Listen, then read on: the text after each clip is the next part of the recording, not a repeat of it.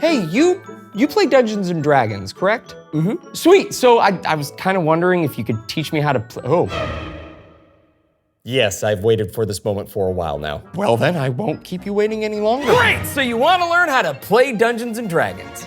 Yes. Great, do you know anything about Dungeons and Dragons? Well, kind of. Great, so Dungeons and Dragons is a cooperative game where a group of people take on the role of adventurers and roleplay them through a fantasy world filled with monsters and magic. And Dungeons and Dragons. No, what makes you think it's about that? Oh, well, you know, by the...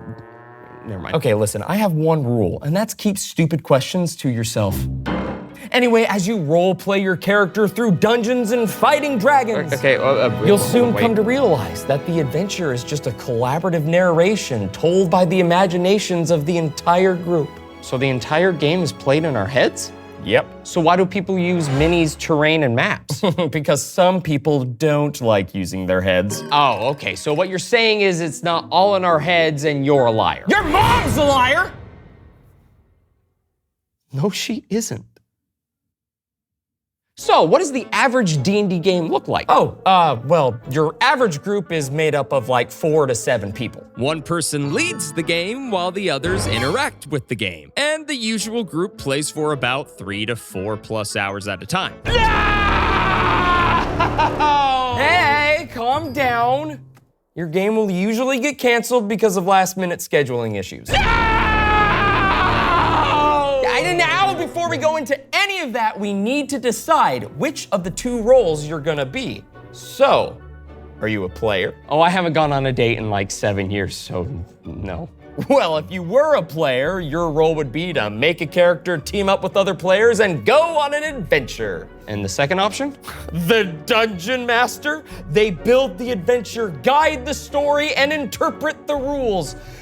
You're basically God. Oh, fun. Well, in that case, I'll try my hand at being a Dungeon Master and then, you know, slowly make my way to just being a player. Oh, buddy.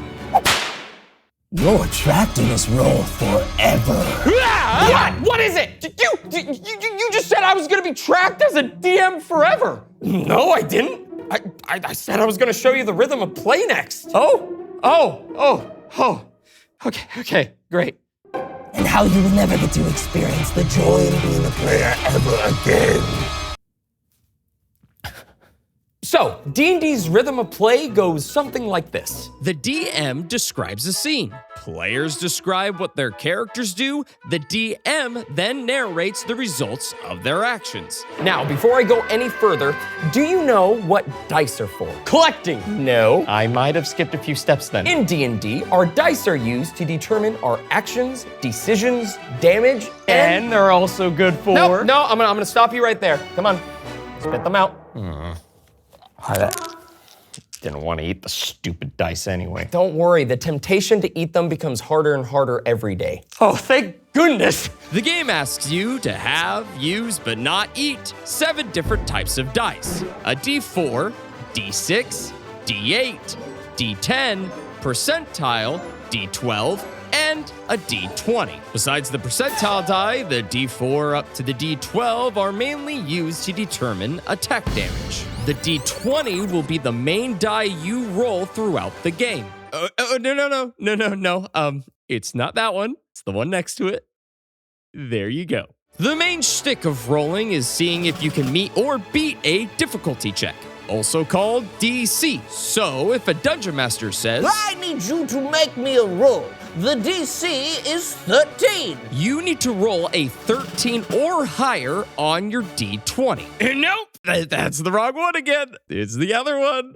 Remember? So the number you roll is important, but it might not be the final total. Your character has 6 abilities that they depend on. Strength, dexterity, constitution, intelligence, wisdom, and charisma. Oh, baby. Well, I only depend on one of them.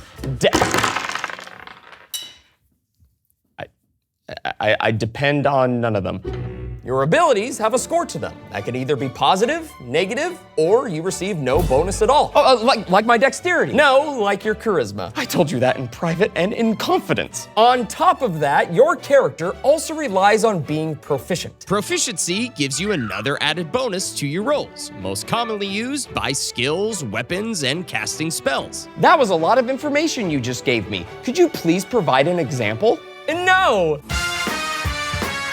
Okay, you convinced me. So, here's the simplest way that I can explain this. Let's say I tell you to pet a dog, and you need to roll a 19 or higher to succeed at that. Roll your d20. It's the one that has the 20 sides to it, and it has a 20 on it. Take your results and add the corresponding modifier to it. Since you're petting a dog, your DM might say this is an animal handling check, which is one of the many skills all characters have, and it uses your wisdom modifier. So add your wisdom modifier to your roll, and let's say you're also proficient in animal handling. Since I'm level 1, I gain a +2 for my proficiency. So let's say you rolled a 15, which would fail on its own. But when you add your bonuses, your wisdom and proficiency, your number now becomes a 20, which means you succeed. And just like that, you successfully pet a dog in the game. Boom! Bob's your uncle. Yes! Dang it, I knew Bob was my uncle. Why would my mom lie to me about that? I told you she was a liar. Anywho, you and your character are gonna experience 3 different types of interactions in this game. Social, exploration, and combat. Within these interactions, at times, your character might have to make a specific choice with these interactions. The choices your character can take are actions, bonus actions, reactions, and free actions. An example would be nice. No! Okay, fine. For instance, let's say a character is at a door. They want to open the door, so they use their action to cast Fireball at the door. Now, let's say you're in combat and you're fighting a weirdo. Hey. You want to attack with your sword, so you use an action.